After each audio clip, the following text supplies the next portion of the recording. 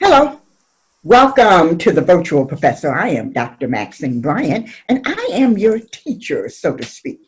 Actually, I'm a student learner, and I enjoy learning as much as I enjoy sharing what I have learned.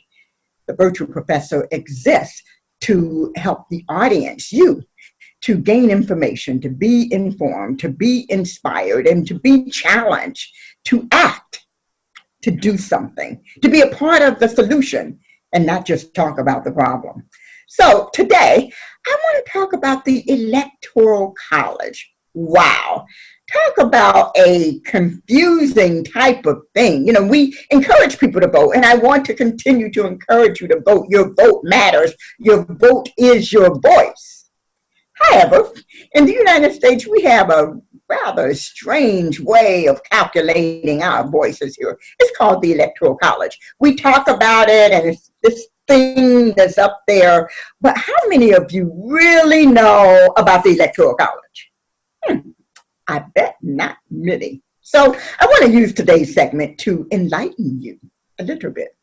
The whole process of the Electoral College was actually established by the founding fathers of the United States of America as a type of compromise between presidents being elected by Congress and or them being elected by qualified citizens in a popular vote. Now, you know, at that time, qualified citizens were white male landowners. So that has changed over time, but yet the popular vote is still not the total deciding factor.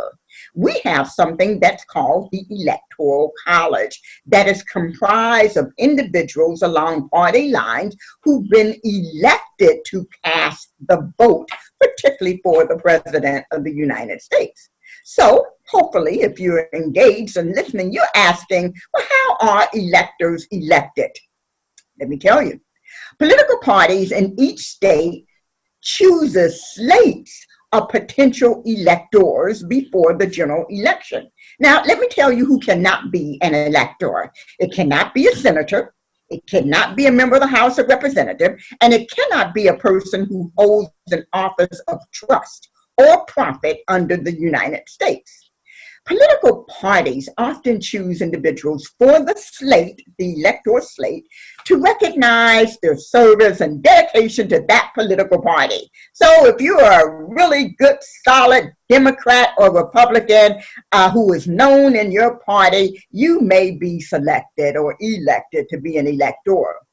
They may be state elected officials, they may be state party leaders or people in the Senate, or in the state rather, who have a personal or political affiliation with their party's presidential candidate. That sounds kind of, right? You know the right people, say the right thing, hobnob with the right people. You can be an elector. So what happens then, though, is that this results in each presidential candidate having their own unique slate of potential electors. Now, obviously, the electors should, and they do pledge to, cast their vote in alignment with the popular vote. But constitutionally, they don't have to. They're not obligated to do that. Right? During the general election, voters in each state select their state's electors by casting ballots. Now, there are 538 electors, and in order for a person to win the presidency in the United States of America, the majority of the electors must vote for that person, and that's a majority of 270. Now, every state is allocated a certain number of votes equal to the number of senators and members in the House of Representatives in Congress. So there are 2 votes for senators and the number of votes to the number of congressmen in their congressional districts, right? So that means that each state has a minimum of 3 electoral votes. There are more, but at least 3 for 2 senators and at least the 1 congressman, and states, because congressmen represent districts and not states, then states may have multiple electors or districts, if you will. So each state decides how to appoint their electors. Currently in the United States, all the states use the popular votes from the November general election to decide which political party will choose individuals who are supposed to be their electors. So what happens actually is when we vote in a general election, we are telling our state which candidate we want the electors to vote for in December. If you will recall, in 2016, that date was December 19th when the electors actually voted. So the way it goes then is if a Republican candidate wins the popular vote, then the Republicans will choose electors to vote in December. And if it's a Democratic candidate who wins, then the Democrats will choose electors to vote. Now, as I mentioned before, it's rare actually that an elector will deviate from the popular vote. Usually they go along with what the popular vote says, but remember, they don't have to.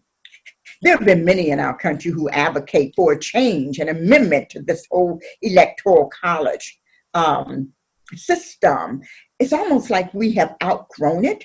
And there have been some amendments to the way the Electoral College operates. And certainly we can advocate for further amendments. Like there are many who advocate for getting rid of it altogether. The more I read, the more I research, the more I find out, I'm finding myself leaning very heavily towards that. I think our vote does matter. I know our vote does matter. And I still want to encourage people to vote. But I think we need to rethink how we go about casting our vote and what happens to it. Certainly, we are sophisticated enough as a nation to be able to have integrity in our voting system with the popular vote. This whole notion of voter fraud, which, by the way, made me just think. The current administration has talked a lot about voter fraud.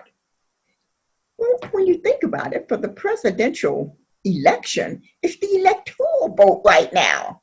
And that's not something that we talk about. That's not something that's being taunted as being wrong.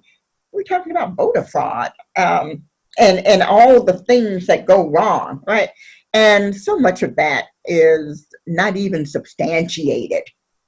What I will say, though, to you as we begin to close this segment and realize this is just segment one of the Electoral College. There's so much involved in the system that I want you to know about. I want to take my time and walk through this. But do know that because the electoral vote matters so much currently in how we determine our president, and since it's really aligned by party, it really matters that you vote the correct people who you want to represent you in your state senate and your House of Representatives. Your vote matters. That's where it matters. And too many times we skip those elections and we vote only for the President of the United States. And by then, so much has already been determined, right? I want you to rethink that. At any rate, this has been Dr. Maxine Bryant with the Virtual Professor, encouraging you to learn more so you can be empowered to do more and make a difference in your country. Thank you for listening in.